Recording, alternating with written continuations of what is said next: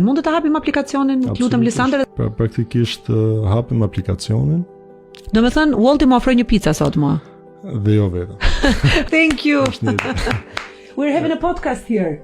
Okay. What's your name? Shamas. Chamas? Yeah. Chamas from India. Yeah, Shamas from India. Thank you so much. Thank You have been great today. Thank you, man. Bye. Faleminderit. Modeli finlandez I kompanive në fakt e ka në filozofi që të kemi një hierarki horizontale.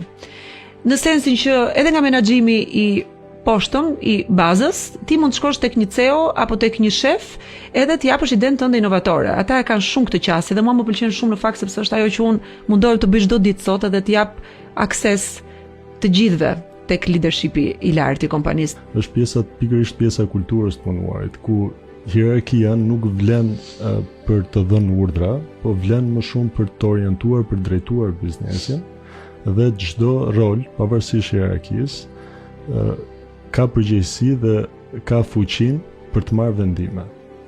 Ka dhe një term tjetër që e kam hasur kur studioja Woltin, që kishte të bënte me atë që në vendet nordike quhet kind capitalism, pra kapitalizmi I sjellshëm, ai që vërtet kapitali njerëzor e ka më të rëndësishmen. Ata kanë një respekt të jashtëzakonshëm në mënyrën se menaxhojnë ndjeshmërinë njerëzore, kohën e tyre.